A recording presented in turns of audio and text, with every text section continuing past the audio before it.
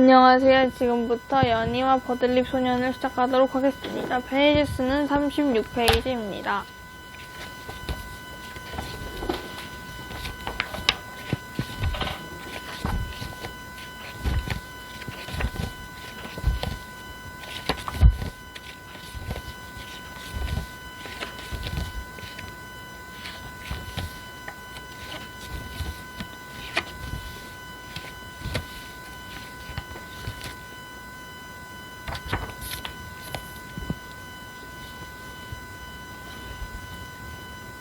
책의 내용은 여기에는 연이라는 친구가 나오는데요.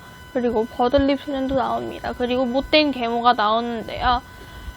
계모는 이제 엄마가 아니죠. 아빠가 나갔을 때마다 연희를 괴롭혀요. 막 되지도 않는 일을 하라고 그러고 밤에 저기 가시덩쿨로 들어가서 돌을 캐라. 돌 좀 빼라 이런 거 하고 맨날 겨울인데 버들립 좀 구해와라 나물들 좀 뽑아와라 겨울에 추운 겨울에 그러고 바느질 좀 해라 너가 단장하면 뭐하냐 시집 갈 거냐 그래서 맨날 구박을 해요. 막 이게 어떻게 보면은 가정폭력인데 그거를 모르나 봐요. 근데 그래가지고 그 연희는 이 계모의 말을 듣고 다 합니다. 그리고 근데 나물을 캐러 가야 되는데 나물이 없잖아요. 그래서 어디로 가지 하다가 실수로 추워서 잠깐 동굴에 갑니다. 근데 이때는 엄청 추웠겠죠. 그 한복이 얇은데 그걸 입고 그냥 그 추운 겨울에 집에만 있어도 추운데 나간 거예요. 심지어 거기서 나물까지 캐야 되니까 얼마나 힘들었겠습니까. 그래서 나물을 캐러 갔는데 추워서 동굴에 잠시 쉬고 있었습니다. 그리고 이제 나가려고 했는데 문이 닫혀버린 거예요.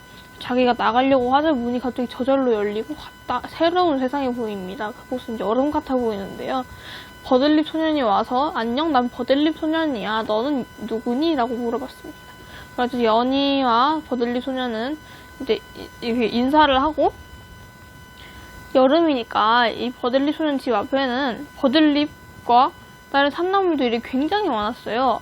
그래서 연희는 세상에 이게 이렇게 여기에 많다니 해가지고 그것을 뽑아서 집으로 왔습니다. 하지만 계모는 이상하게 생각했는데요. 이 추운 겨울날 어디서 저렇게 많은 나무들을 구했지? 근데 그걸 알고도 없는 걸 알고도 보낸 이 계모가 그래가지고 이제 의아해합니다. 그리고 그 다음 날에는 이 연희를 따라가는데요. 따라가서 한번 봅니다. 염탐을 하는 거죠. 이제 미행을 하는 거죠. 그리고 굴 속으로 들어갔는데 그 속으로 들어갔다가 문이 착 열리고 버들립 소년과 인사를 나눴는데요.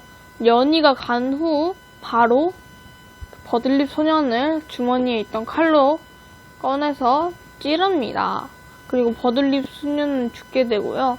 다음날 온 연희는 버들립 소년이 죽고 그 집이 불태워버린 폐허 현장을 보게 됩니다. 불태워진 이유는 계모가 버들립 소년은 죽이고 그냥 냅두고 불을 질렀어요. 집에다가 또.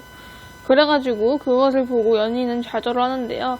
하지만 이 버들립 소년의 뼈들을 모아서 놓아보니까 버들립 소년이 다시 살아난 거예요. 여기도 좀 특이한데 그리고 전체적으로 이야기가 특이하긴 한데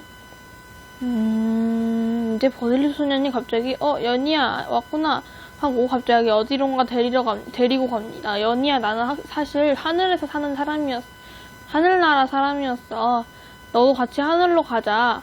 기다리고 있어. 라고 말하면서 하늘로 데려가고 하늘나라로 갑니다. 이렇게 되면은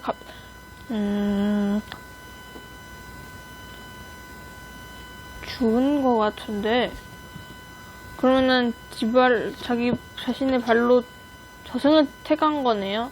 연희가 행복하게. 인상 깊었던 것은 첫 번째 연희가 이렇게 구박을 받았던 것이고 두 번째, 같이 하늘로 올라간 것. 그래서 같이 죽었다는 것. 근데 버들립 소녀는 여기에 실사 인물이 아니었고 연희는 실제 인물이었지만 버들립 소녀는 가상의 존재였죠. 느낀 것은 첫 번째, 이 계모가 조금 진짜 못된 것 같고요. 두 번째, 버들립 소년이 갑자기 죽었는데 살아서 굉장히 신기합니다. 궁금한 것은 첫 번째, 왜 이렇게 못됐을지. 근데 착한 짓을 한두 가지 하는 게 아니잖아요. 안쓰럽다 이렇게 생각도 하나도 안 들잖아요. 오히려 안 되는 걸 하라고 시키는 그런 계모가 왜 그런지 궁금하고요. 인정의 문제가. 두 번째, 이 버들립 소년이 하늘에서 어떻게 내려왔을지 궁금합니다. 그러니까 그런 죽은 사람이 이승으로 내려온 건데 가능할까요? 적응하고 싶은 것은 첫 번째, 이렇게 계모 같은 사람을 발견하면은 좀 혼내야겠습니다. 특수가에는 여러분도 연희와 버들립 소년을 읽어보세요. 그러면은 연희와 버들립 소년은 어떻게 살아가는지 알게 되실 겁니다. 감사합니다.